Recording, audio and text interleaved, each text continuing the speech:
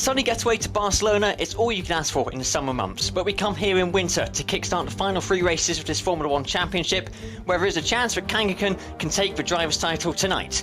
Welcome along everyone to round 13. We're at the circuit to Barcelona, Catalonia, and we've put the Christmas shopping on hold for another evening as we tackle 33 laps plus a qualifying session with some of the fastest drivers in the Invictus Racing League. None of whom on the grid tonight are Spanish, so don't expect to hear their national anthem today. That won't stop the Spanish Fiesta vibes around this track, one which is often used in the real world Formula 1 testing, alongside Bahrain as of recent times due to the ongoing pandemic. Well, let's have a look at the track. It is, as mentioned, one that is highly recognisable to F1 fans, been on the calendar since 1991, the year Michael Schumacher made his F1 debut.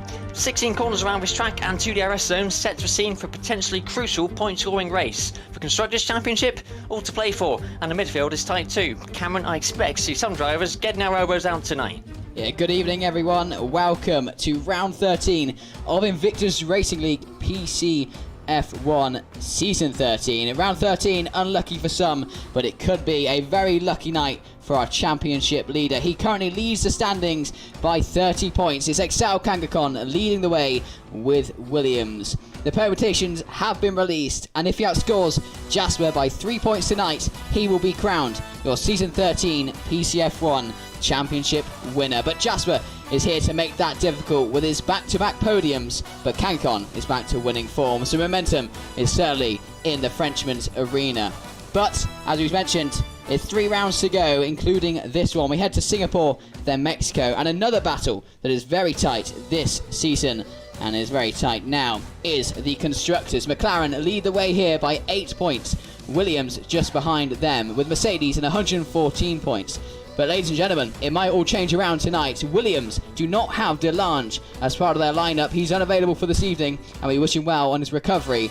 But Mercedes, Mert is back with the team he started the season with, and will that bring good fortunes to the German team? We'll have to find out and see as we head into qualifying. 33 laps after that, and 33 laps, which could result in a championship winner being crowned. Fozzy, it's going to be fun, isn't it? It's going to be fun, and they say Spain can sometimes be a bit boring, but we know what kind of races we get here. It's always full of excitement as we have Amir just letting a few guys past. That's what the yellow flag's for on your screen. I'm going to ride on board with Amir for his flying lap, the Red Bull driver, who was one of the last ones out of the garage, all around midway through the pack.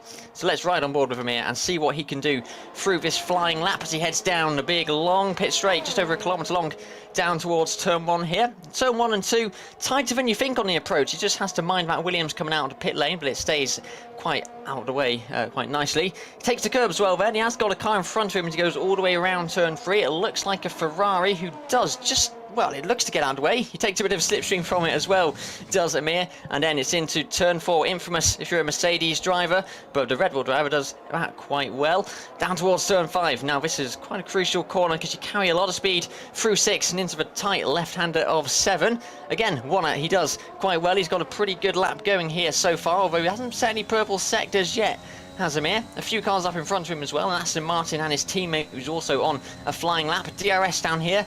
In this game we haven't got the real life version of the track. That one goes a bit further around as we have RSD disqualified from the session, being parked in a dangerous location, so that is not going to help the McLaren team in their fight for the Constructors' Championship. Of course, McLaren leading this championship at the moment on 139 points. I'm staying with Amir just as he negotiates his final few corners, turns 14 and turn 15 now, and then you just get on the power through turn 16 and see where you can get in the standings. His teammate on medium tyre is P4 at the moment. Amir goes ahead of that, P3.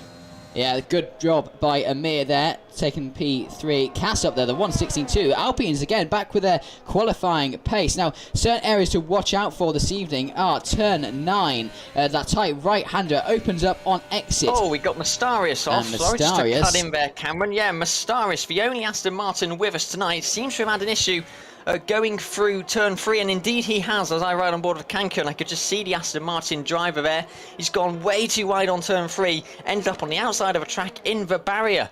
We have yellow flags in all 3 sectors at the moment, but yeah, for Aston Martin, that's not the best of starts to the session, Cameron.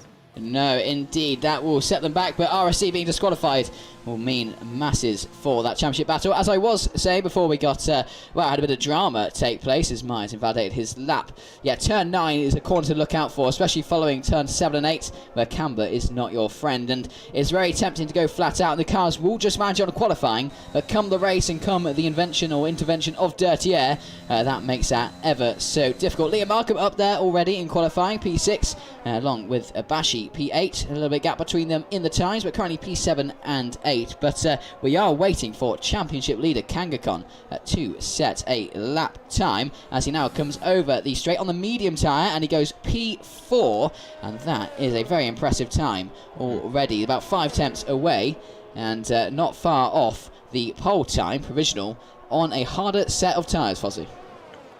Yep, really good from Kangaskhan, the fastest of the medium drivers at the moment. I'm just following Jasper, who is the only remaining McLaren in this qualifying session. He's on a flying lap at the moment, but not setting any purple sectors. He's got a Ferrari in front of him, and just as we had when we rode on board with Amir earlier, Ferrari's out there getting their laps in as well. Now it is Sector 3 that Jasper needs to negotiate. Jasper, of course, didn't join us right at the start of the season. He joined us in Silverstone and remains at the moment second in the standings. So it's pretty good for Jasper at the moment. He'll be wanting to carry that podium finishing form, which he's had in 3 of the last 5 races, into this one. And he does get P6. He might have wanted to be a bit further in front than Nance, considering he's on the soft tyres as well. Yeah, that is a time that he'll want to improve on greatly come the remaining 11 minutes of qualifying. We do have yellow flags in abundance around Circuit de Barcelona, Catalonia, as a Red Bull gets out of the way of the other Red Bull. The two Danes tripping over each other slightly there. And now Amir has come to a halt just to let the Mercedes by before he regains track position. But he has got a bit of gravel on those tyres, so it won't be the best level of grip straight away.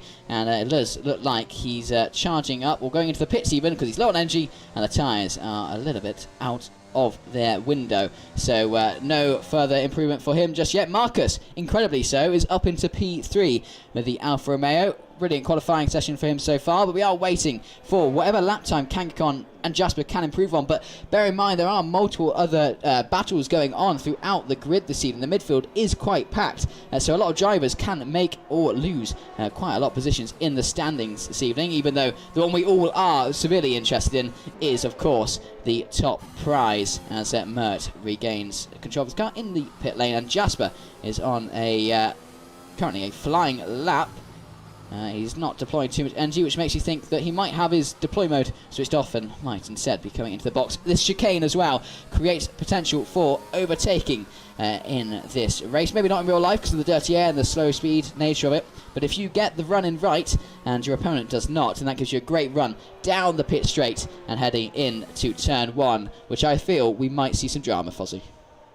So just while we've got a few of the drivers in the pits making a bit of a tyre change during the middle part of this qualifying session, Cameron, we know that this track is not one of the easiest to overtake on. So what do you think the likes of Jasper and Kangaskhan might be thinking? They're obviously a bit out of position as to where we might expect them. We might expect them both to be on either row 1 or row 2, and it's not to say that they won't get there over the course of the next, 9 minutes and 23, but my point is, how important would you say qualifying is on this track compared to, say, tracks like Silverstone? Yeah, certainly more important than the tracks which have a bit more raceability, but I also think Kangaskhan can play it safe. He's got the 30 points advantage. It's Jasper who has to go out there and put everything on the line this evening to not lose the championship battle with Kangaskhan. And as we're about to talk about qualifying, Edu did set a purple sector 1 here, so we're just going to follow on board for the remainder of this lap as he comes around turn 16 Catalonia. And what is this lap time going to be on the soft tyres? And Edu goes provisional pole 1:16.011, just shy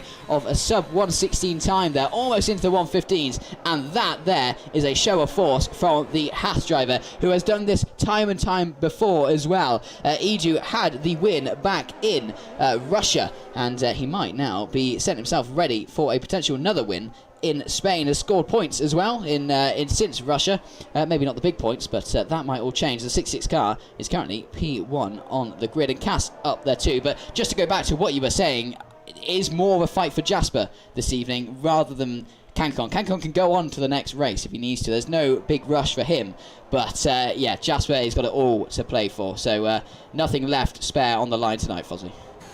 Yeah, really good lap from Edu. That race win in the Netherlands, not Russia. Oh, yeah, sorry. Just a few races ago in Russia, he scored 4 points, and that's around average of what he has been scoring. 4, 3 points again. There's a couple of 2s in there, but he had 15 points. Really helped him and the Haas team that he scored in the Netherlands. Let's see if he can carry that winning form through to the race later on today.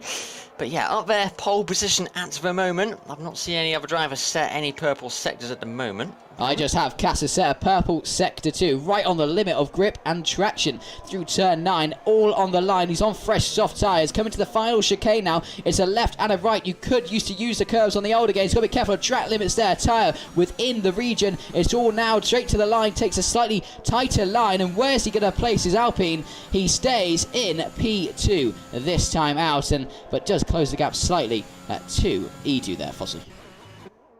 Yeah, closes the gap, but doesn't manage to get ahead. Edu's got himself a nice little buffer there of a couple of attempts when he set that lap time.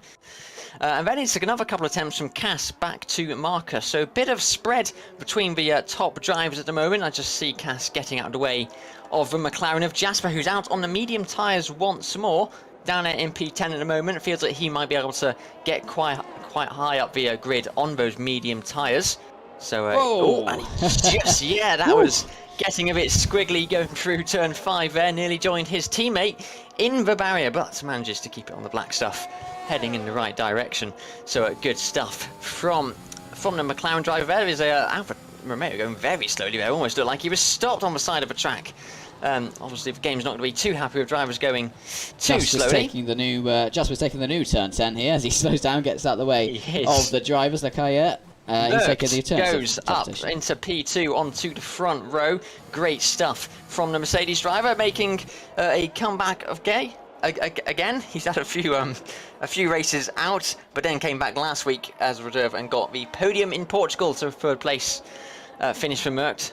I've just gone to both Red Bulls, and they both seem to be struggling with track limits. Both have invalidated their current lap time, so it seems to be a bit of trouble down in the Red Bull garage.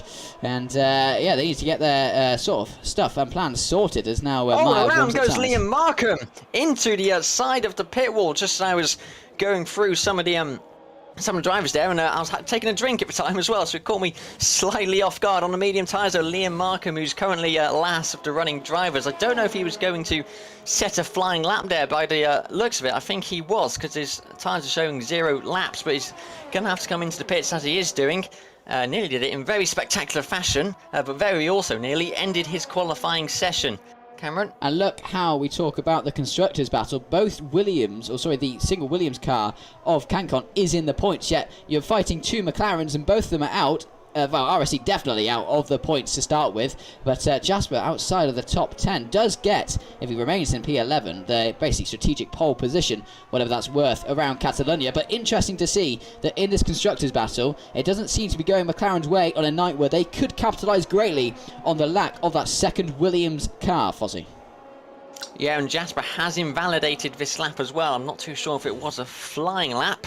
I believe it might have been on those medium tyres, as I mentioned earlier. So he's going to have to go again, is Jasper, if he wants to get further than 11th. And I'm pretty sure he'd want to get further than 11th as well. Nicholas Swain up into P4. He was P6, and he's having a very good qualifying session. Had a bit of a troublesome season, but is looking to possibly hit the mark and get underway in the points-paying position. So the 37 Scuderia Ferrari of Nicholas Swain ahead of Daigoro. All interesting things happening down throughout the field this evening, and it is still Edu on pole, ladies and gentlemen, with Merckx and Cass in the pit. So who can challenge Edu? He's the only one almost in the sub 116s. We have a yellow flag. That's a Red Bull going slowly and through turn 7 and 8. Fozzy. Both AlphaTauris back out. Liam Markham back on the softs now. Obviously decided that his medium tyre run wasn't going to do him very well, so he's out on the softs. And following him, line astern, is Bashi, his teammate, who's up in 11th at the moment. We can see Liam Markham, as I ride on board with Bashi, weaving and trying to get temperature into those tyres. Although he's only going through sector 1 at the moment, so he's got about 2 sectors to go. It also looks like there's a Red Bull going slowly along the top end of the track as well. That is a Mir. Just getting out of the way of some other drivers on their flying laps. Jasper has invalidated this lap as well. So it's not going the way of the McLaren driver, like you said as well, not capitalising, on the fact that there's only one Williams driver here tonight. The AlphaTauris look to be repeating what they were doing last weekend last week and a couple of races previously, going out together and giving Bashi, in this case, a slipstream, which he will get down the main straight on his flying lap. But never mind, he's backed off, so that plan is out the window, and it is Markham who will take the will go on the flying lap first for AlphaTauri. And what can he improve? He was up there quite far earlier, but since has dropped down to the back of the runners. As we see there, loads of people in the pits, but currently it is Markham, Daigoro and Bashi out on a flying lap, as well as the other car that seems to be on an outlap, which is Kangakon, our championship leader. And yeah, it is interesting as now we see all the other cars coming out of the pit lane, all filing their way out for the final 2 minutes of this session. Enough time to get an outlap, as Owen, you have to say, has the biggest discrepancy here to his teammates. Edon a 1:16.011, and Owen are back by about 1.3 seconds for these. So a lot of work for Owen there. And whether he can take on that challenge is going to be, well, it's not impossible, but it is improbable, you'd have to say. As Jasper, interestingly, not out of the pits just yet, and he is someone who needs to very much be out on that track as quick as possible, getting ready to get underway for his final lap. And as we say so, the McLaren garage release him, and one of the title rivals is now heading his way down the pit lane for what needs to be the most perfect lap he could nail in this season so far, Fozzy. Yeah, this needs to be key for Jasper. He needs to get around the track as well before the time finishes. We have 1 minute 20 remaining on the clock, and considering the pole time at the moment is 1 minute 16, he's got to do it quite quickly, so it might be tight, especially if there's a lot of traffic up in Sector 3 through turns 13 through to 16. So it's going to be key to Jasper if he can get around. But lots of drivers now putting in those final lap times, taking as much curb as they can. I've just seen Jeremy Clarkson really going for it on an outlap as well. There's a McLaren that stopped. It's Jasper who has stopped to let cars by. I don't know, Cameron, if Jasper is now going to get to the end of this lap, if he's having to stop to let people by on further flying laps. Could he have misjudged this? Could it have gone horribly wrong for McLaren, do you think? He is close, isn't it? It's right down to the wire. He'll have the warmest tyres of all, because he's going to have to go flat out right to the end of this lap, but to the start of the next one, as the Mercedes gets out of the way for the Ferrari. Daigoro had enough of his qualifying session, got interrupted by traffic on his final flying lap, and had enough. He had enough time to go around again, but thought better of it and will improve no further. And P8 is the maximum he gets, but Jasper looks to potentially just be safe here. It's going to come pretty close to a Papaya car, though. 15 seconds to get to the line. He should go for it, as long as he gets a good exit out of here. And it's Kangakon who sets the timings alight to the 1:15.884. Now it's all in the hands of Jasper. This is the final flying lap. Can he take pole position? He's currently over a second behind, and it's going to be close into turn 1, nailing the brakes through turn 1 into turn 2 now, as you head up towards a very aero limited track, ensuring the rears keep in line, using all the exits. Or actually, he takes a very tighter line through turn 3 as we head into Repsol turn 4. As you mentioned, 2016, not a good year for Mercedes here,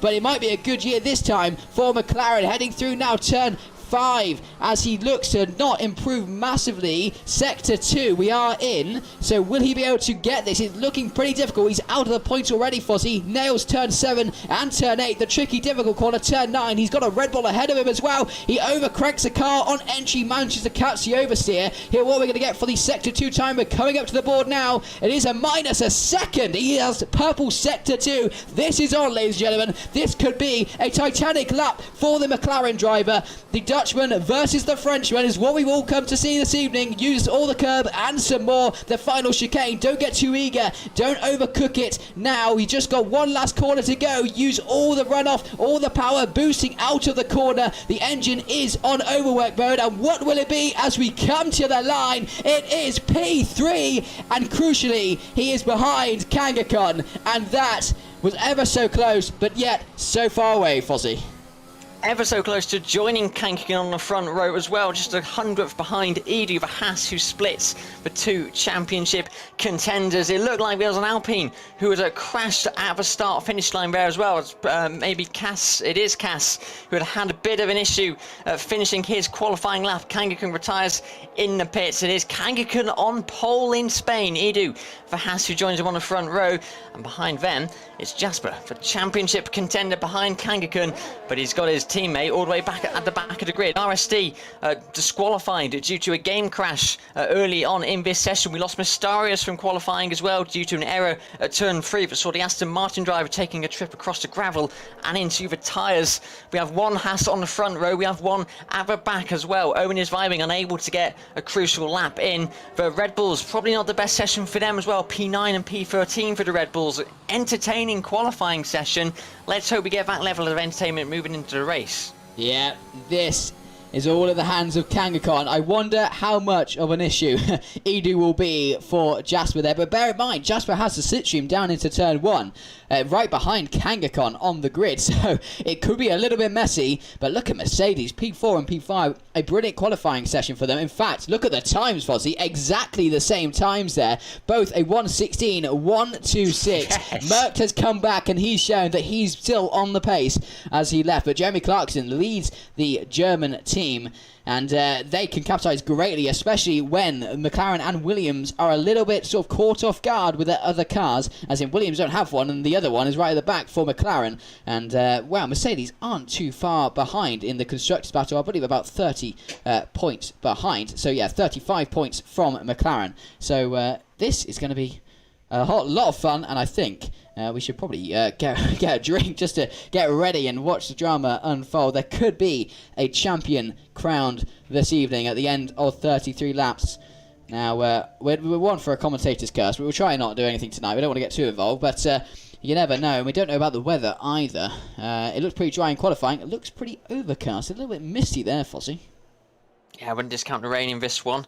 It does look a little bit overcast, like you say. Not as sunny as what we saw at the start of qualifying. I'm not going to discount Jasper from this one. We've seen what his racing pace has been like. He's got 2 wins so far this season. He'll be looking to make it a 3rd. Kankigan's got that 3rd, and he'll be looking to make it a 4th and extend and take his championship win if he can do that.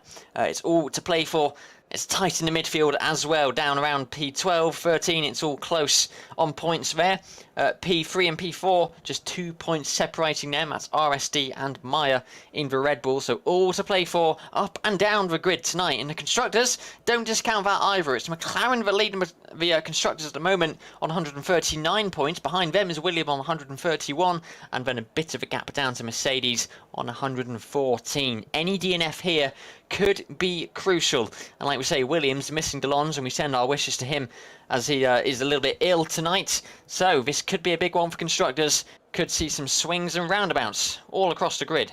Yeah, and an even bigger night for the Titanic title rival battle that is unfolding in Season 13 as the clock ticks down and the cars get ready for beginning of the formation. That was RSC has left the session. That might just be a technical glitch. But as the Kangaskhan Williams driver leads us away, 33 laps, a lot can happen, but I think lap 1 is going to be crucial here, Fozzy. We've talked about this in qualifying. The track is difficult to overtake on, conventionally anyway. So you do need to make the moves early on, and for the likes of Jasper, he really needs to risk it all, because no matter what, he basically needs to finish ahead of Kangaskhan tonight in order to survive the evening in the championship battle going on. But currently P3. I wonder how much that slipstream will happen. Do you reckon we're going to see fireworks in turn 1 between the two title rivals? It's all potential, isn't it? We'll have to see what we get as we head down towards turn 1. It's a bit of a downhill slope as well as you go down that main straight.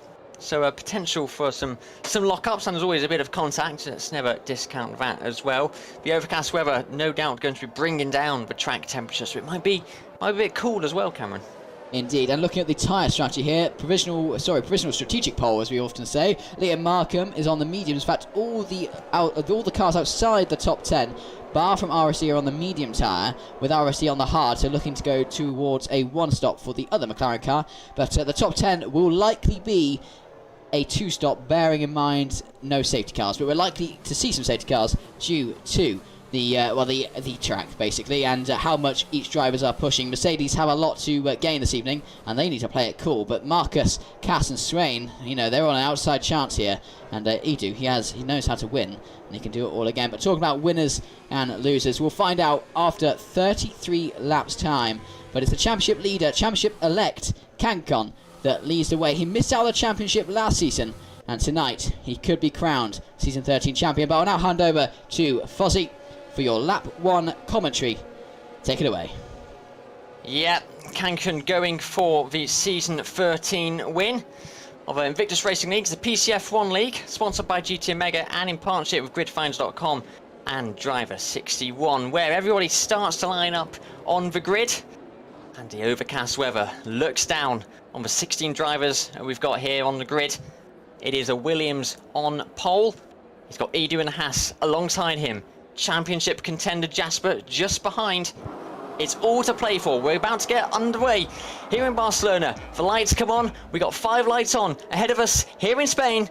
The lights go out and we're underway, and it is a good start from Kangaskhan. Jasper looking to make a good start as well. Marcus already dropping positions. Edu tucks in behind the Williams, but he's going almost 3 abreast, 4 abreast, down towards someone. Going all the way into is Kangaskhan in the lead. Jasper looking to make that move on Edu, and does just fall back behind the Haas driver, who manages to keep P2. Going wide was Kangaskhan there. Cass has had a good start. He's made up 2 positions already. The Williams, Mercedes of Jamie Clarkson looking to make a move. He's got Cass tucking in behind, and round goes Cass. That is the Alpine of Cass being tagged by Jeremy Clarkson, making contact on turn 4. It's not the first time, Cameron, we've seen a Mercedes make contact here. Indeed, and look at the Mercedes, they are out for blood this evening. A brilliant Titanic opening, so a couple of corners there, but no less have they changed their track position. Still P4 and 5, and crucially, Jasper has not managed to get rid of Edu, and Edu is gunning for the win. Kankon already struggling early on with that grip around turn 3. That could be something to look out for, but Kankon now is comfortable, but unless Jasper dispatches of him, then we could see quite an interesting battle, as we are seeing between Markham and Amir, the junior Red Bull team outing the senior Red Bull team, and now Liam is in the points on those medium tyre compounds. We do predict a 2-stop from the top. Will it be a 2-stop from the bottom, as Bashi also tries to dispatch of Maya, but Maya just leads the way, almost makes contact with the right rear tyre of Maya, but it is still behind Maya. He is, but now the slipstream engages. Overtake also enabled, and the run into turn 1. Who will come out on top? Will Bashi send it down the inside? He does send it down the inside, and Maya still regains the position through turn 2. Lucky to keep the car facing the right direction and not off tailing, but look at Bashi struggling in the dirty air, and that is ever so crucial. That's what makes overtaking so difficult around Circuit de Barcelona, Catalonia, and that is what might make this evening a bit more of a challenge for Jasper Fossey. Yeah, both Red Bulls and both AlphaTauris getting involved in some tussles on that opening lap. Liam Markham will be happy if he's made a little bit of a gap to Amir behind him, where he does take quite a lot of curb there. Kangaskhan, well, it's a dream start for him. He's already pulled almost over half a second from Edu. Jasper also pulling down and reeling Edu in, looking to make that overtake. If he can stick through this corner here and throughout sector 3, he might be able to make a move without DRS down into turn 1. Whoa. Meanwhile, the Haas teammate going side by side with Aston Martin. It's all, look at this, Mastarius and Owen all the way through sector 3, but you can't separate these two, but you can now. Owen just about manages to stay ahead. Can he hook it up through these final few corners? Yes, he can. Owen leads. All in his contact between the Aston Martin just goes into the back of the Haas driver, just like we saw in Saudi Arabia between the championship contenders just last week. Daigoro looking to try and make a move as well of those two, but Merckx gaining on his teammate Jeremy Clarkson isn't able to make a move come up so far. Mastarius and Owen make contact through turn 2. Mastarius ahead of Owen. Daigoro in the wings of whatever unfolds. Owen gets on the cut through turn 3. It could be 3 wide here into Repsol. It is 3 wide, but all casting better. But Mastarius goes around. Daigoro gains a position. Owen is struggling for grip once more. Daigoro can capitalise on Owen being slightly flustered. He looks to go down the inside as we head down into turn 6, heading towards turn 7 in the slipstream. That is a move there from Daigoro, a daring move, and has not paid off. Instead, RSD on the hard tyre moves up to P14 through turn 9, but crucially, Fozzy, for the constructors, RSC is still out of the points, but for how long? As he gets past, Owen is vibing. Oh, Jasper! And Jasper's had an issue. Jasper. Yeah, we talk about McLaren. I didn't quite catch what happened. I saw the yellow flag pop up, but for McLaren, it's gone from bad to worse. They're both out of the points.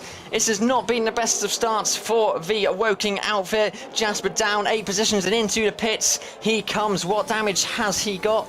I don't know. Has he flat spotted those tyres? Either way, it's going to be a tyre change. I'll keep you updated if it's going to be a wing change for Jasper as well. But this is crucial for McLaren. Kangaskhan and Edu, the gap between them has plummeted dearly as Edu caught up massively down the back straight and into turn 1. Kangaskhan now regaining some time in the clean air. And what tyres has Jasper got onto, Fozzy? Do we know? Is he committing to the 1 stop or is he committing to the 2 stop? On the mediums, so those probably won't make it to the end. He's looking for a safety car, and a safety car would come very dearly for both McLaren drivers as Daigoro gets past RSD. But the battle continues down there, Fozzy.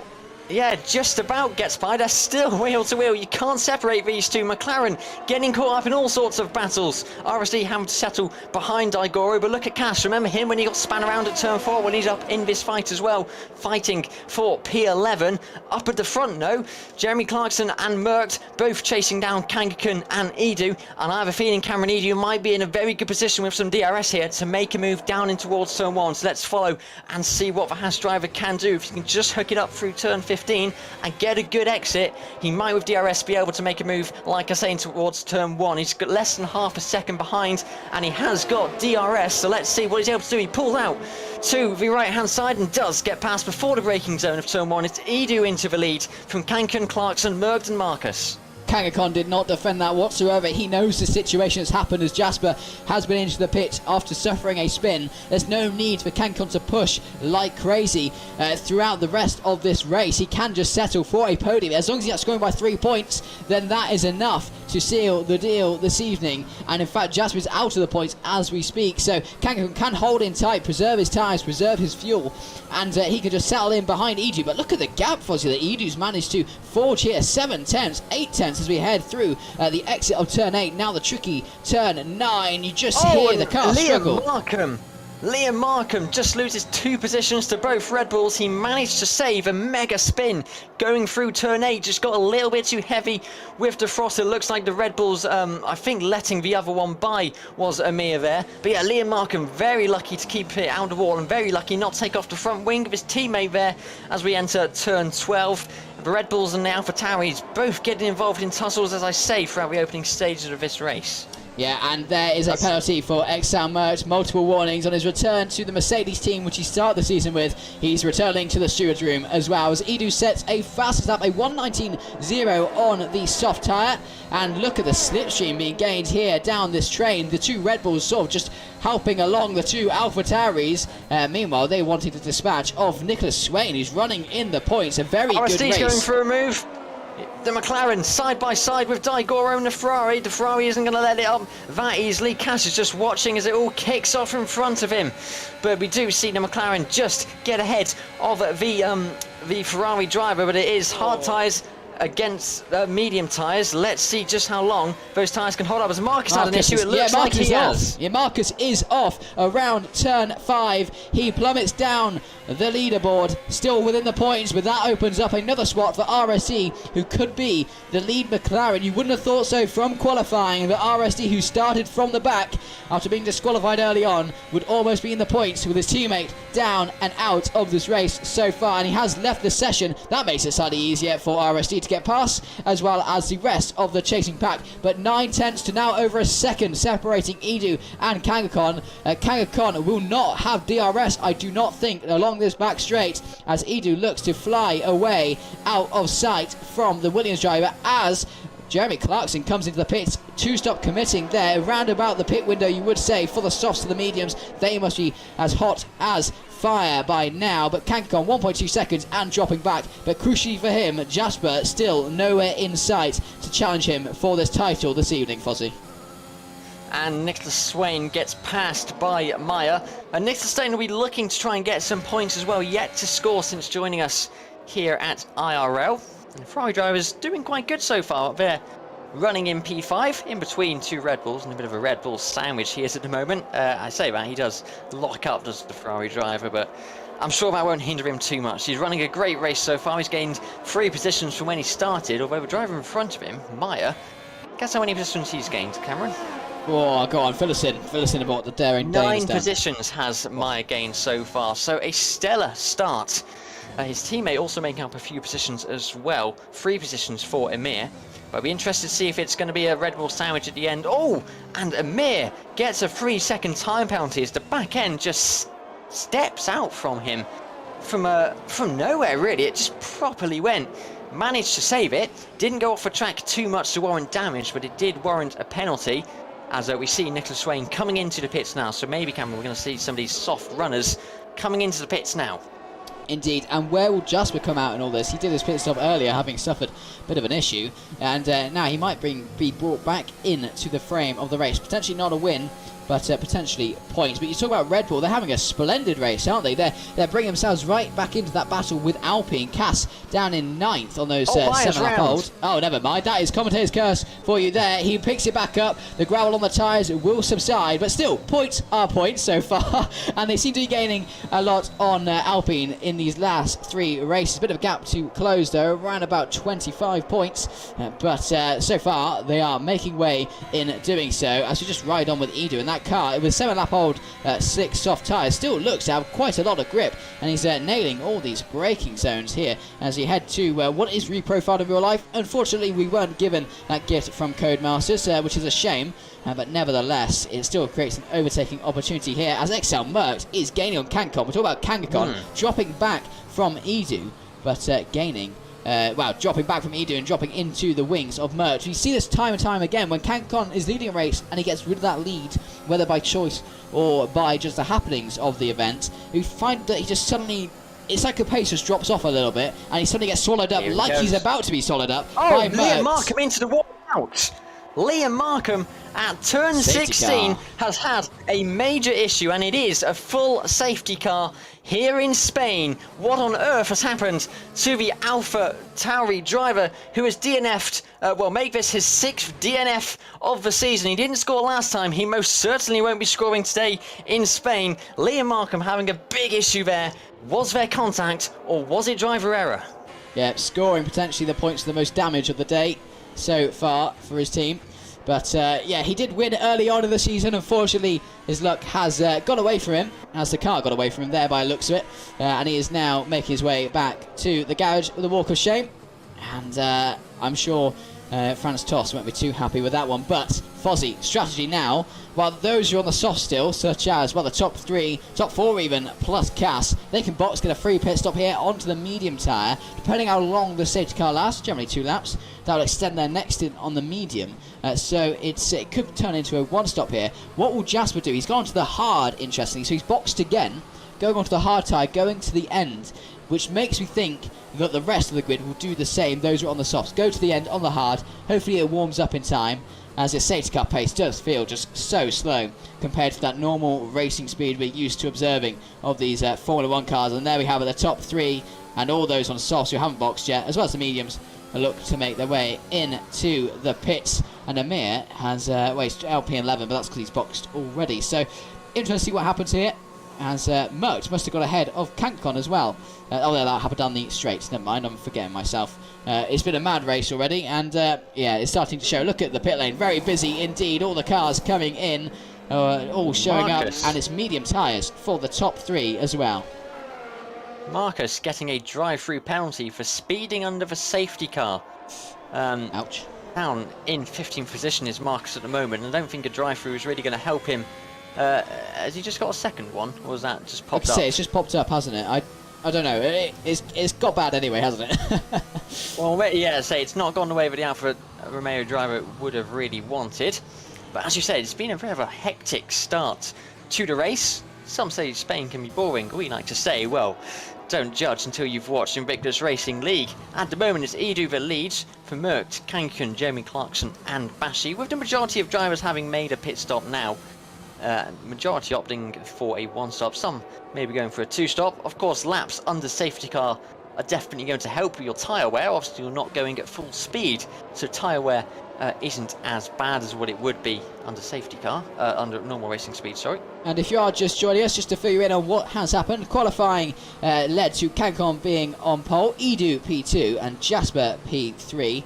Now, that wouldn't be too much of an issue. However, this evening, should Cancon outscore Jasper by 3 points, he will be your Season 13 champion. At the moment, he is P3 behind the safety car, and Jasper, having suffered a spin early on, is down in P14 on the hard tyre. It is lap 10 of 33 behind the safety car as we look to shortly get underway back to green flag conditions. No sign just yet, waiting for the McLaren of Jasper and Marcus to catch up, but Fozzy, RSD here, started from the back and is now up into P8, so 8 positions gained, I think, with a little bit of help off from the safety car and just boxing and everyone getting caught up a little bit as well. Fozzy. Yeah, he's going to be looking really racy, is RSD. RSD, of course, standing for ready, steady drive. That is exactly what he's going to be doing once the safety car comes in. He's already got past half the grid. He'll be looking to try and get past as much of the top half as he can.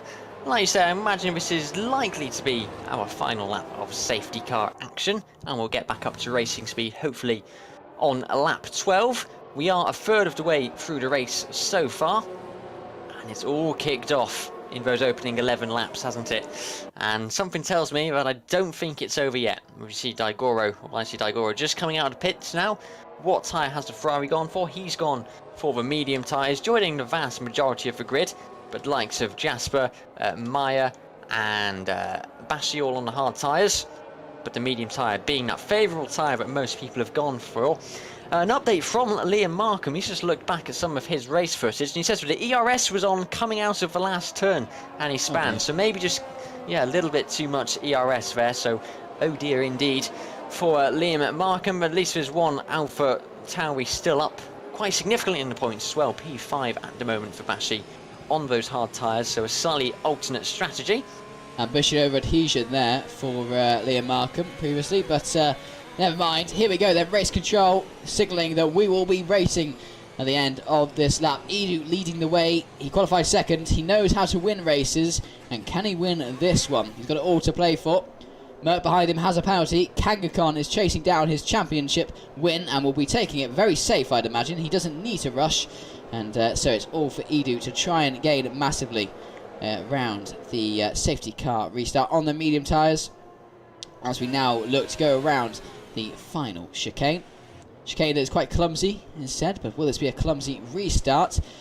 When's he going to go? He's got the slipstream to play for, and it looks like we are off now. We are back under green flag conditions. Once we pass the line, there we go. We are underway. Lap 12 of 33, and it's a good getaway from Edu on the safety car restart. Kangaskhan gaining on the 10th through Excel Merch, playing it safe, but look on the inside. It's another Mercedes. It's Jeremy Clarkson. They're going to be battling wheel to wheel. Kangaskhan needs to play this. He's thinking of the championship, not the individual race, but that seems to not happen. He slings it up the inside. Heading in to turn 4. Who's coming out on top? Both Mercedes powered cars, but it looks to be Kangaskhan making headway, but they're still side by side, and Jeremy Clarkson looking for another diving move down the inside through turn 5, Fozzy, as now we head towards through turn 6 into turn 7, and this is where you can lose it on the ball. Again, ambition over adhesion is the issue, but look, it seems to be Kangaskhan has solidified P3, down 2 position race started, but survives the safety car restart, and that got a little bit too close for comfort, Fozzy.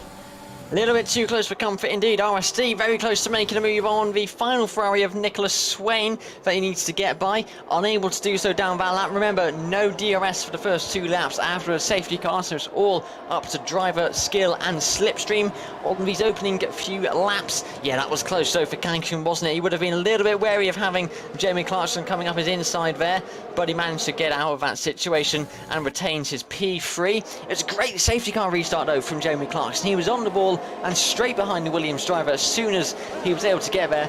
RSDevo has Cass behind him, and he has Nicholas Swain in front of him, like I say, so it's all close for those bottom points positions there, Cameron. 6/10 is the gap between Merck and Edu. Bear in mind, Merck does have a penalty, a 3-second penalty. Kangon doesn't have to risk it. He's within that, and so are multiple other drivers so far. But I think Kangon will be caught a little bit off guard previously through seeing how much willing that Jamie Clarkson was going there. Really didn't want to give up that fight at all, and hopefully it's calmed down now when things don't seem to be calming down throughout the rest of the pack, as RSD gaining now through turn 6, and McLaren seems to be slippery in a straight line. Got to take the curb as much as possible. It's actually more stable to take the curb on the inside there, as through turn 9, a turn that's very easy to be unstable through. All surviving so far. No switching just yet. Instead, RSD looks to just get out of the dirt here. Swain looking a bit on the brakes there, a little bit over the limit of his Ferrari. As Mir caught a little bit wide, as you just see, through that final sort of big turn there as we head towards the chicane. And look at RSD gaining, but gaining possibly too much and almost ending up in the rear of a car. Where have we heard that recently? Nicholas Swain, though, will look to potentially defend this as DRS is enabled. The drag reduction system is back online, and that assists with overtaking. And look at Owen as vibing, and the Aston Martin Mastarius. They're darting from side to side throughout the track, selling towards the middle. Mastarius is now not gaining on Owen, takes to the traditional racing line and looks to potentially get the underpass on Owen. Not just yet. Now through turn 3, takes the tighter line, leading in turn 4, balancing the limit of the Aston Martin, the AMR 21, wanting to get away from him at all chances, but no move into Repsol, and Owen survives the first sector, but will he survive the second? Mastarius is caught off a little bit wide there. That will sacrifice his maximum cornering speed, as Owen now seems to be safe and it survives again, hopefully another sector. But yeah, people are getting racy, Fozzy. Yeah, it's getting very tight, isn't it? Mastarius went wide through turn 3. There goes Bashi on the exit of turn 9. He lost it on the power, on the exit. The curb twisted the wrong way round. As you look back, that is a massive collision for Bashi there. One that I've done many a times, but that means both AlphaTauris are out of this race, and that is by no doubt a safety car. And it is indeed. Turn 9 is a corner that can catch you out when you're pushing for those maximum limits of the car. And unfortunately for Bashi, that is an early end to his Spanish Grand Prix. He was in the heights of P5, potentially P4, and now he's in the heights of a barrier and down in back towards the pit garage, as Marcus still needs to serve his drive-through, Fozzy, interestingly. So hopefully he'll probably try and do that in a safety car, although I believe there is a regulation against that. So that is interesting to follow, but that means that Jasper and all the other drivers do get promoted by a position, but that was big for Bashi there, Fozzy. Big for Bashi, bashing it in the wall. Not the first time this season. We saw him in Italy have a moment, and DNF as well. We'd gone all season without having one, and then 2 almost come at once. Not good for the AlphaTauri team, but we are looking to make changes to that when we go to Singapore next week. But keep your eyes on the pit lane. We've seen a few drivers coming into the pits so far under a safety car, some of which going from medium to medium, some of them going medium to hard. So strategy all up in arms now. 2 safety cars, almost one after the other. I reckon a lot of people might not come into the pits, especially if you're up running at the front. And the field is relatively packed up. We just got 3 drivers that we need to wait for to catch up. So we might have a couple of laps of safety car action here. While you were watching all of that kick off, RSD did manage to get by the Ferrari when they were fighting. We saw one of the Ferraris come into the pits as well when that safety car came out. So a lot of action after that safety car for Liam Markham's crash. Let's see what we get after this restart. Indeed, and with this added safety car being thrown into the mix, that means those on the medium tyres potentially might not have to do a 2-stop, can just settle with the 1-stop. Well, those mediums will be sore by the end of it, but nowhere near as sore than without the safety car period. Allows the cars and the tyres to just cool down a little bit, and they can manage fuel, etc., and regain their composure. But that was a big crash there. The change of direction was very rapid indeed, and unfortunately that means there's another race that AlphaTauri have gone without scoring double points, and in fact no points this time. But last time I scored double points was with the win from back in Australia. So they scored 19 points that day, 15 from Liam, and then a couple more from Bashi indeed. But no points today, and they are currently 10th in the standings behind Aston Martin by 4 points. as Mystarius is up in P9 and looking to just forge that gap a little bit more here. And although the drivers ahead of him has indeed, is who they're locked in a bit of a constructors battle with, and at the moment they'll blow them out of the water, simply won't be able to catch up, as that gap will expedite even further. But it is lap 16 of 33 under safety car conditions here at the Spanish Grand Prix here in Invictus Racing League PC F1 Season 13. Cancon still in P3, Mert still with that penalty, and Edu still leading the race. Fozzy, Edu seems to have... oh, there goes Amir. That is Amir losing it under safety car conditions. I think he was trying to warm up the tyres there, goes into the gravel, and has lost all tyre temperature and is now struggling to turn the Red Bull around. These cars, although they turn nice and snappy at high speed, at low speed, we'd have better luck doing a 360 with a channel cross fairing and safety cars in this lap. So he's going to have to catch up very quickly with cold tyres and hardly any grip. If he speeds up now, he might actually have the most grip of all of them with the warm tyres, and that seems to be disaster somewhat averted, as he has now caught up to Marcus. But Edu once again leads the way on another safety car restart. He had a good getaway last time. Will be able to forge similar levels of a gap to him and Mert this time out. Will the likes of Cancon gain on the slipstream and turn things around a little bit more as we come around the exit of the chicane and the final corner. He's gone early once again, not leading anything to chance. It's rinse repeat for Edu, and it's rinse repeat on the gap forged as well. 5 attempts now. He will lose slightly in the slipstream, but we are green flag on lap 17 of 33, and Kangakonn is gaining on Mert, but looks to back out fairly early on. But behind him he's got Clarkson again, and we saw what happened last time on the safety car restart. Clarkson risked it all for the overtake, and Kangakonn had to back out as we see him taking that tighter line through turn 3. Seems to set you up nicely for a potential move through Repsol, otherwise known as turn 4. But throughout the pack there is varying levels of gaps. Mystarius was gaining on Owen, now seems to subside a little bit. It was back in that battle, but the top 4 very close. In fact, the top 6 are close, Fozzy, here in Spain. Yep, and Jeremy Clarkson did get another good safety car restart. We saw him have one last time, but this time he wasn't able to get as close to Kankin as he was previously, as Amir gets a 3-second time penalty, adding insult to injury there after his safety car spin. And he goes very wide, Amir, and just manages to avoid doing what Bashi did that caused that safety car. He's angry, Amir is. He's wanting to make up positions. He's not happy with himself having done that error. So let's see how he can get up the field over the course of the next few laps. And remember, again, no DRS after the safety car, so it's going to have to be slipstream should any of these drivers want to make a good overtake down towards turn 1. It's one of the only places we're really seeing overtakes happen. As into the pits comes Marcus again. He might be serving his drive-through this time if he hasn't done so already. Mystarius really going there. Owen is vibing and gets a penalty for colliding with Owen. They're still side by side, but I don't know if Owen left enough room there for Mystarius. Mystarius was forced onto the grass.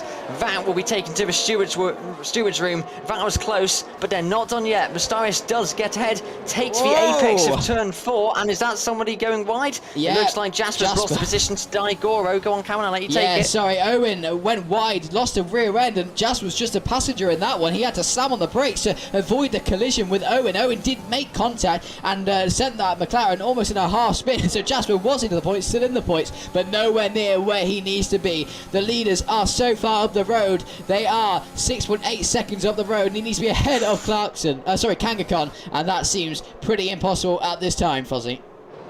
Edu fishtailing around turn 11. We have his yellow flag. That looks like Marcus off and out of the race. DNFing. Will that be another safety car? At the moment, we're good. It is just a yellow flag in Sector 1 and start of Sector 2. Edu, like I said, was getting really squirmy coming through turn 11. Nicholas Swain gets a 3-second time penalty. Joins Mystarius, Merckx and Amir in getting those penalties. I don't think we've got DRS yet either, so it's all still to play for when it comes to the slipstream. But Edu will be cautious, nearly losing the back end of his car there. Merckx and Kanken might be quite opportunistic. Will they be able to capitalise on any other moments that Edu does have? We'll keep an eye on him through Sector 3. At the back of the pack though, Amir, Cass, Nicholas Swain and Jasper, they're all pretty close. Keep your eyes on M4 drivers as well.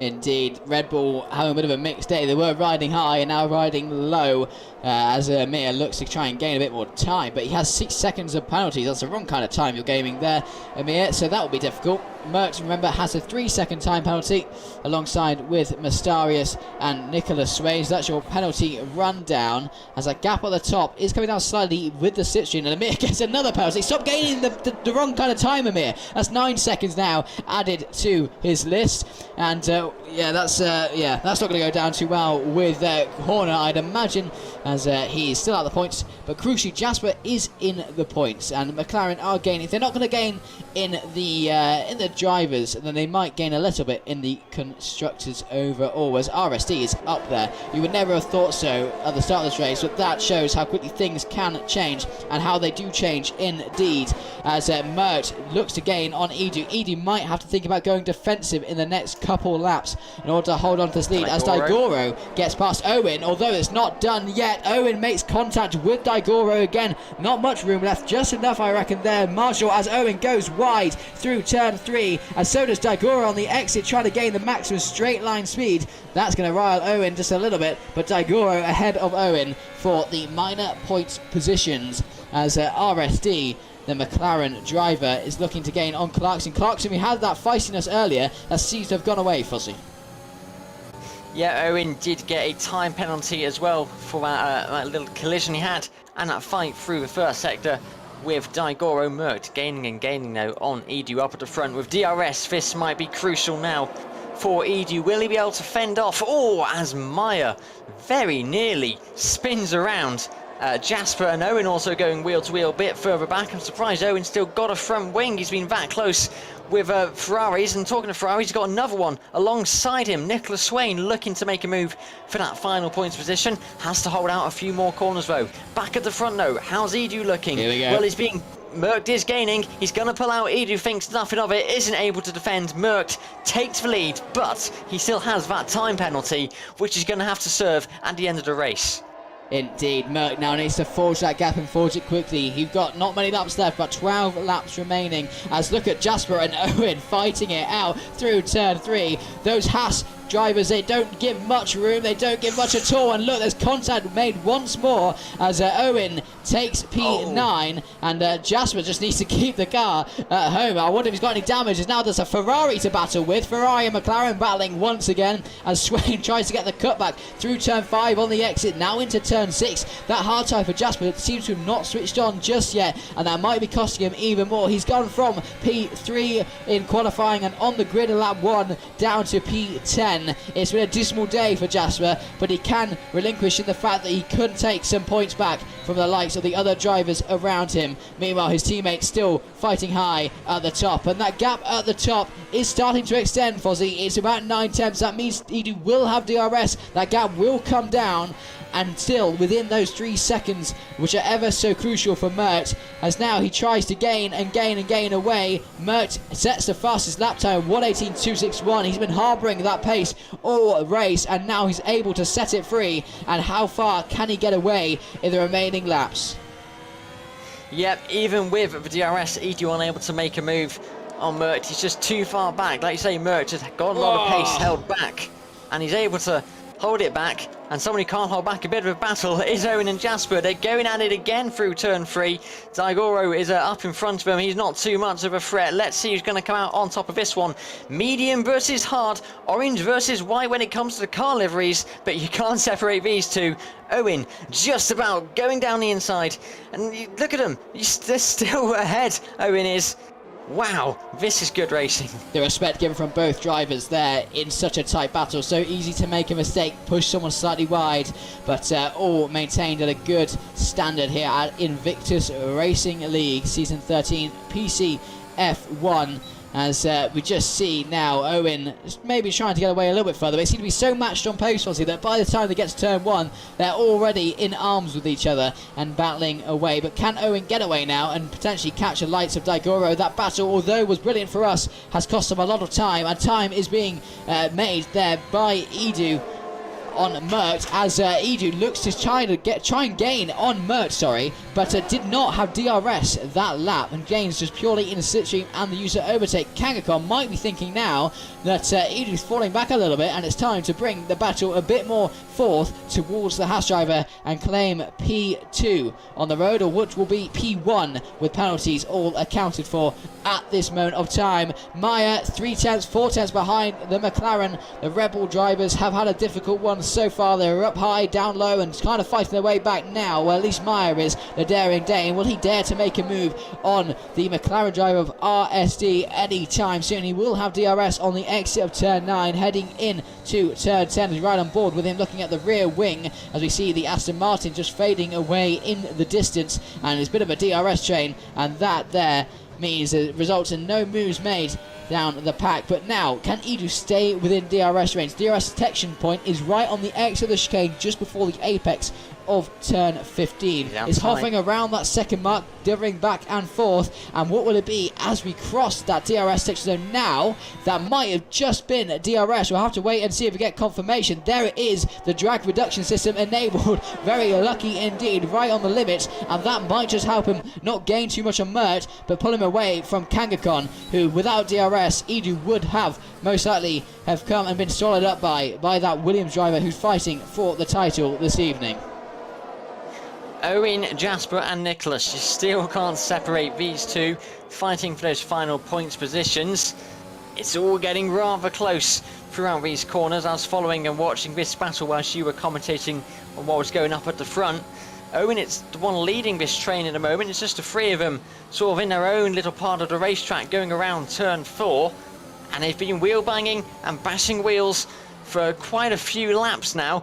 Nicholas looking to try and get past Jasper, unable to make anything come to fruition through turn 5, but there is another DRS zone coming up on the exit of turn 9, so if he can get a good exit, Nicholas might be able to make a move down in towards turn 10, but I think he's just a little bit too far back to make anything happen this time around. Up at the front of the field, like you say, it's a bit of a DRS train, but Mystarius is relatively close to Maya, so if he can stick with him throughout turns 14, 15 and get a good exit of 16, might be able to make something happen down towards the main braking zone of turn 1. Let's see what Mystarius can do.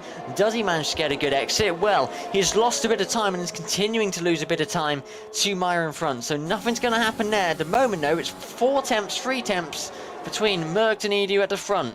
It's not over yet. We've just got under 10 laps to go.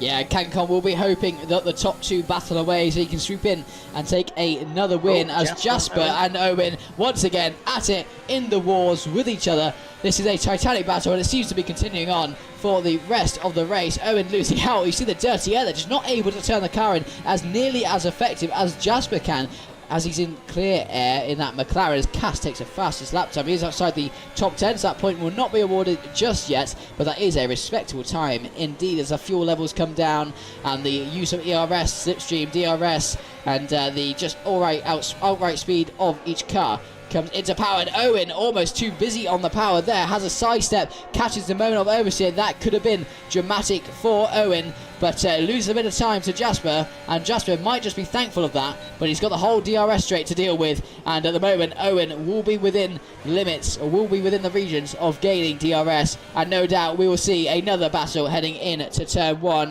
Heading now on the back straight, sorry, the main straight into turn 1 is Mert and Edu and Kangakon, and they are doing something quite interesting there. Mert actually taking offline, trying to defend, and will that be enough? It will be enough for now, as that slight bit of offline moment as Mystarius goes into the pits. Is that for a wing change, or is it just following the pit stop strategy? We'll get an update on that very shortly, but it's now 6 tenths between Mert and Edu. Mert tried to get away, but Edu keeps reeling him in, and that's not looking too successful for Mert with that penalty.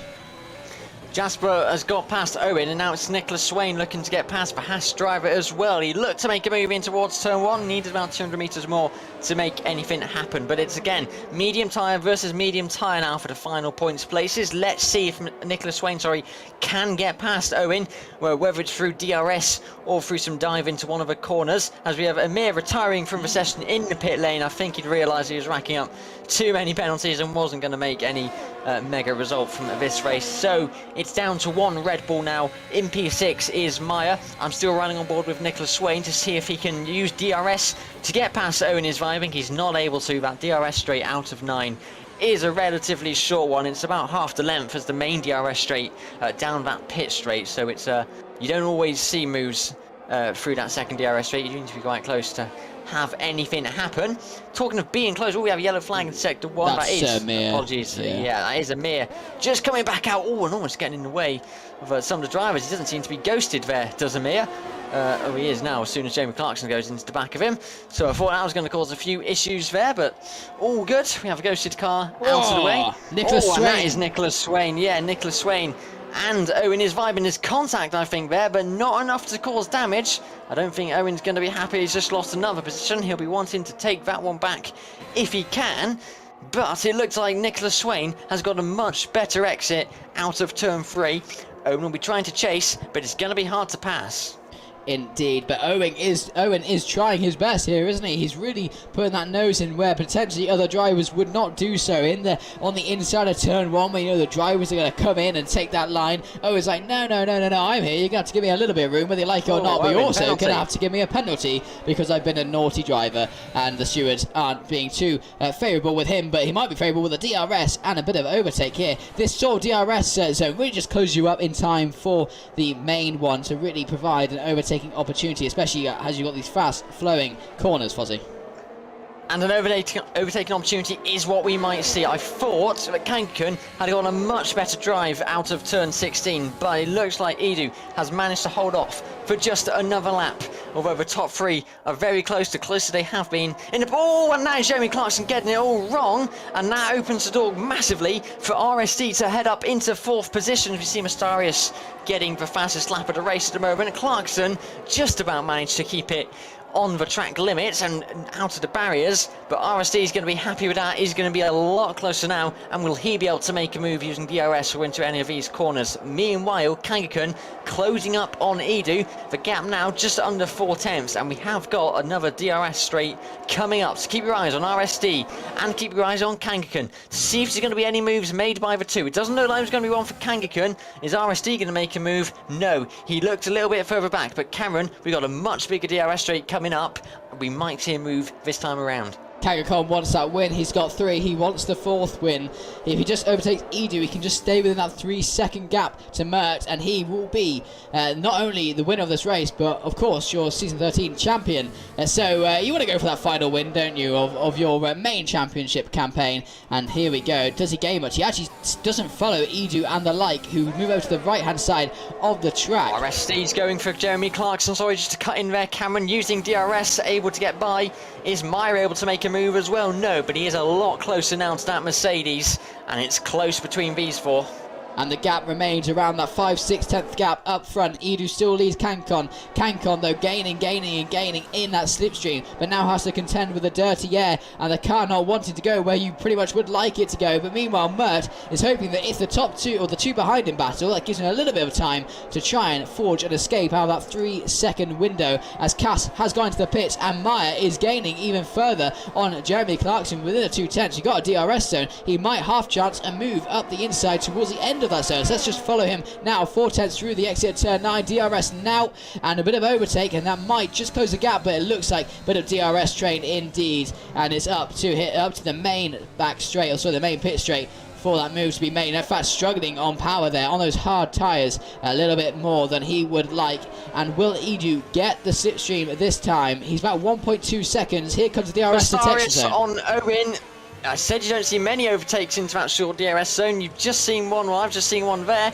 Mastarius taking that final points position off Owen, who I think had a bit of a poor exit through one of the previous corners, and already he's almost a second ahead is Mastarius, just through a few corners there. So he did box for some new soft tyres, and they're coming in to show now. He gets past Owen into that final points position. Up at the front though, how close is it looking? Well, Kangaku isn't too far behind Edu, but wasn't able to make anything happen there. Cameron, what have you got your eyes on? I'll just actually talk about the top 2 there, or the top 3. Kangaku had DRS, Edu did not that time. Look, he's falling around that second mark. It's up to Kangaku really to try for that move now. Edu is weak and is low and will be susceptible to a move, but he might just get DRS once more, and which might just make it a little bit more difficult. He's out the second on my screen. Let's see if that DRS wing opens up along the back straight. No, it does not, but importantly, Kangakon's does, and that will close that gap even further, heading down towards the final part of Sector 3, and then hopefully on to the main straight. We may just see a battle unfold here in the dying stages of this race. Lap 30 of 33, not long to go, and Kangakon can not only see potentially a win in his sights, but the championship title too. 8 attempts, he will have DRS. Edu had suffered a little bit of a lack of a good traction out of that final corner, and it looks like Edu does manage though to get slipstream. When Kankon is not fighting it, he's going to settle by looks at 4P2. It doesn't matter where he finishes as long as he finishes ahead of Jasper, and that seems to happen. But Jeremy Clarkson wants to finish ahead of RSD, heading into turn 1, unable to make the move, close up the gap, and now that gap will open up once more through the remaining high speed and medium corners. But that move from Mustaris on Owen was a daring move indeed, but manages to get it done. It might just happen from Nicholas Swain here, as Nicholas Swain becomes susceptible to the Aston Martin, the green car overtaking the red one, and in fact Mustaris is ahead, and RSD has a 3-second time penalty, but Mustaris on a late charge here on those soft tyres, Fozzy. Yep, trying to see how far ahead he can get Mustaris. So soft tyres really helping him, but he's got quite a gap in front of him if he wants to catch up and pass Jasper, and we've only got a couple of laps remaining. It's looking good for Kangakon, who might not want to risk anything massive.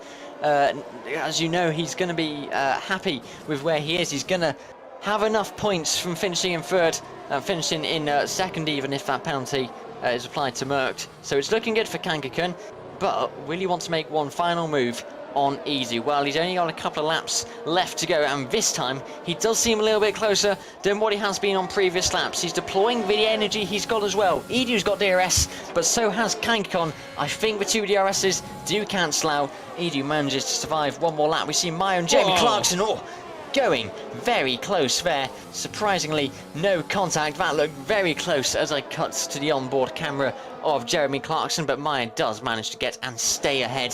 Jeremy Clarkson now down to 6th position.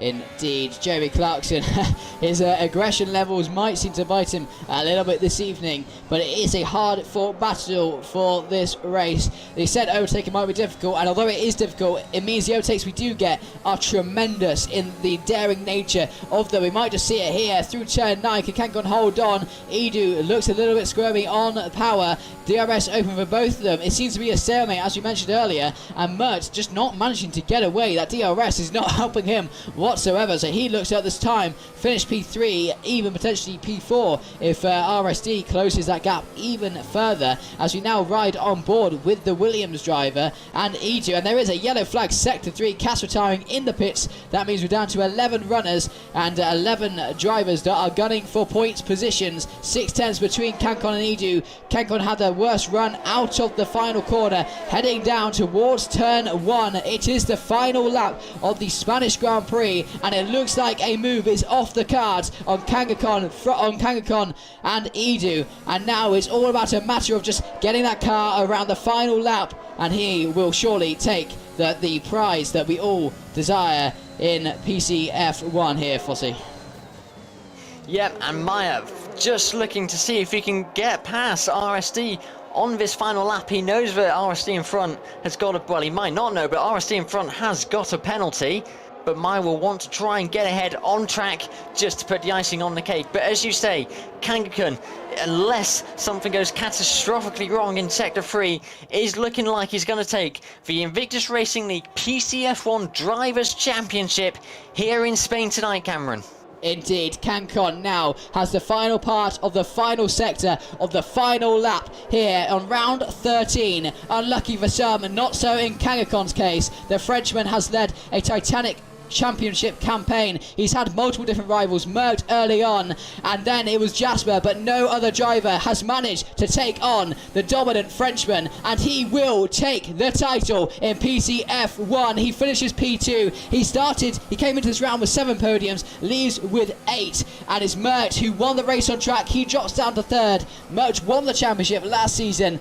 Cancon just missed out on the championship, but this time he nails it, nails the target, and he is your Season 13 PC F1 Invictus Racing League Championship winner. Well done, Kangaskhan. Championship winner and a well-deserved championship indeed. As you say, now a total of 8 podiums, half of those being wins. It has been a championship to remember for the Williams driver. Unfortunately, like we say, his teammate not here to join us, but it's not over in the constructors yet. All still to play for in that regards. Great drive by the McLaren driver of RST, who made up 10 positions. We said it wasn't the best qualifying session for them and how that could have been crucial for the constructors. They weren't able to capitalise as much as they would have wanted to have, but a good race nonetheless, making up positions, and RSD your in-game driver of today as well. E2, I must say, a massive congratulations for winning another race here. He is on the podium. He controlled that race multiple different times. Mert got him, but Mert couldn't get out of that 3-second time penalty window, and that surely cost him the race win here. But it is Edu, your winner of the race, and it's Kangaskhan, your champion, Season 13. Yeah, and join us where it all kicks off for 2 more races.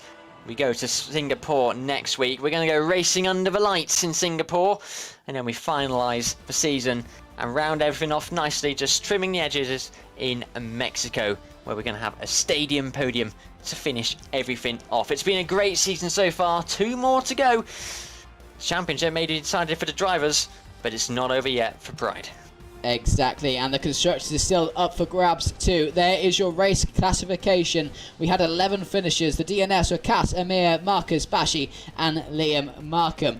As Fozzy said, we went from the Algarve to Catalonia this time. We go from Catalonia to Singapore next time out in Season 13 for round 14 of this 15-round season. Thank you for joining us. It has been a pleasure so far. And as we look to round up the season, the next 2 rounds, we hope you will join us for what will surely be back-to-back action here in PC F1 Invictus Racing League. But until then, have a good one, stay safe, and we'll see you in Singapore.